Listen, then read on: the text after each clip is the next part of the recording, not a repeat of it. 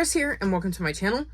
In today's video, I'm going to share with you my TBR for series September. So this is a month-long readathon hosted by Krista from Books and Jams and Sarah from Sarah's Nightstand. I'll link their channel and announcement videos in the description below, and it's about focusing on your series.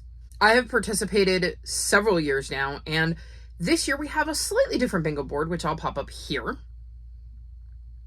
As you can see, the prompts are a little different, and they're quite open to interpretation. So, that being said, let's dive in.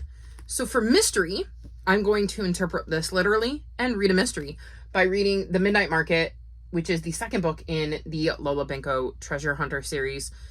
This follows a young girl named Lola, who in the first book is trying to figure out the mystery of what happened to her dad, as she's been told he disappeared in, I believe it was a flood, and is presumed dead, but she feels like if he was dead, she'd know. So she sets out to find out what really happened to him.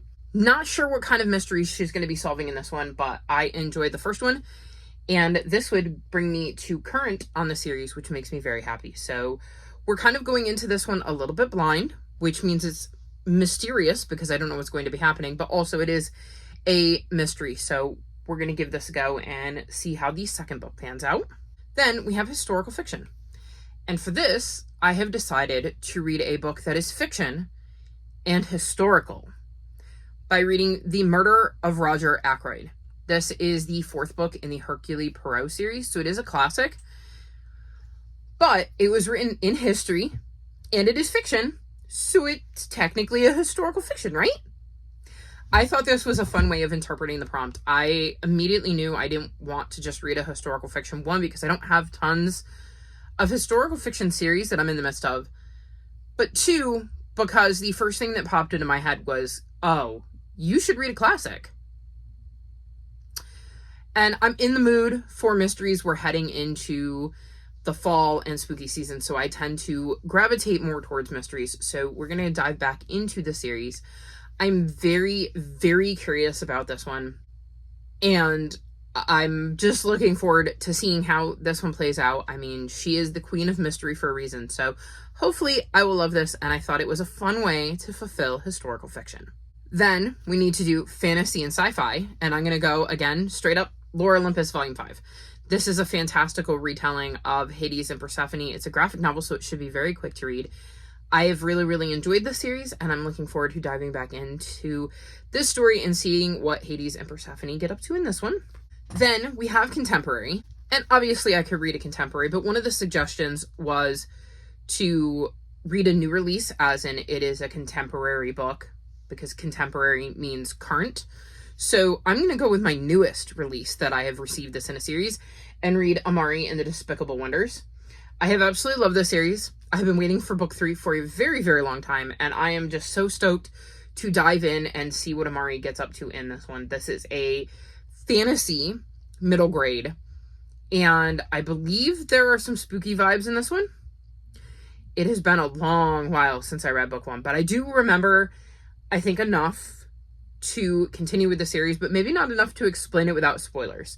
So very much looking forward to diving back into this one with Amari and seeing what she gets up to and what new twists get thrown in her way. So another book I'm really, really excited for. Then there's a free space, and I don't know if we're supposed to pick a book for this, but I decided to anyways, because to me, free means any book in a series. So I'm going to read The Thief Not. This is the fourth book in the Green Glass House series. I have reread the first 3 in anticipation of picking up this fourth one, so I am very excited to dive back into this series and read a new story for a change. It looks like we're going to follow a character that we met in the second book in the Green Glass House series. So very, very excited to see this character's story and just diving back into this world and getting to enjoy the next chapter in this story. Then we have romance. And I have interpreted this as a series I love. I'm going to read Time to Party. I read the first book of this series, Roll Call, earlier in the year, and it is one of my favorite books I have read all year. I got done with it and immediately wanted to pick it back up and read it again. That's how much I loved that book. I then immediately went to see if there were more books in the series, saw this one was up for pre-order, and immediately went and pre-ordered it. That's how much I loved book 1. So I am dying to get into book 2. This series follows 2 young girls who have a D&D campaign, and we see scenes from their D&D campaign, but also scenes from their real life, and it was just such an intriguing way to tell a story. I really, really loved both stories that were being told, and I'm quite looking forward to seeing what adventures these kids get up to in this one, both in real life and in their campaign.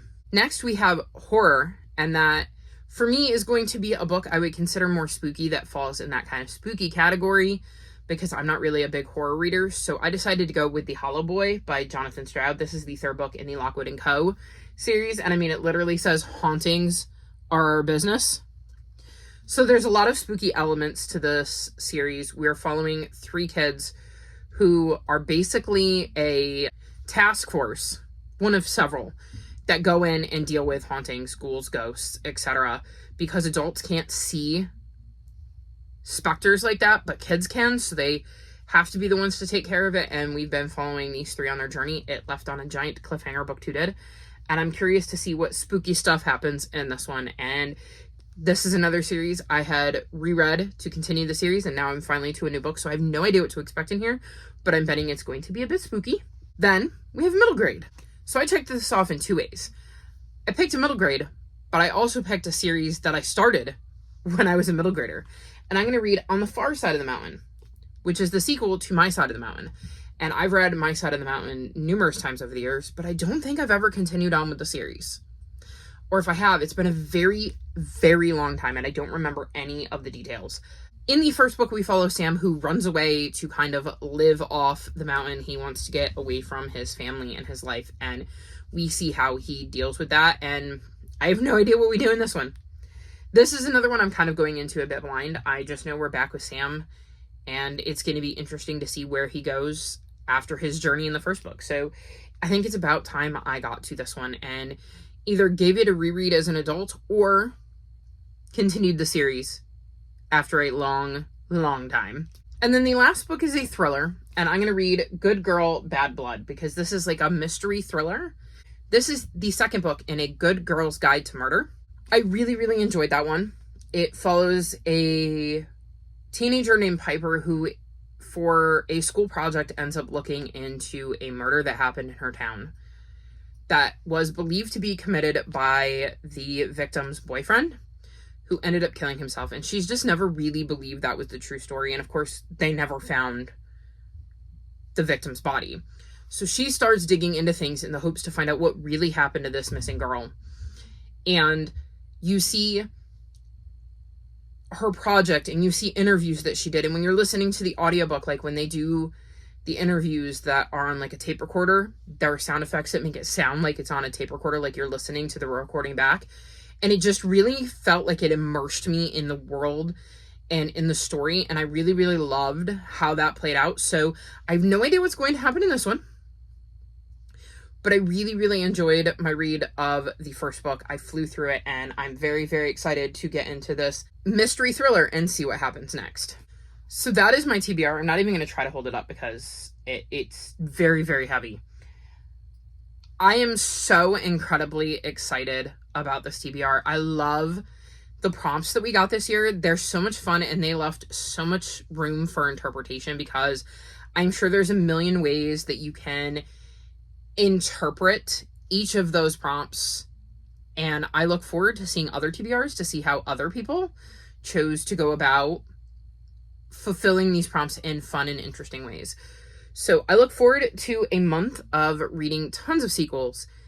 And thank you to Krista and Sarah for once again hosting this readathon. It is so much fun, and I love any sort of readathon that makes me focus on my series. So there you have it. That's my TBR. What is a series you're hoping to get to in the month of September? Let me know in the comments section below.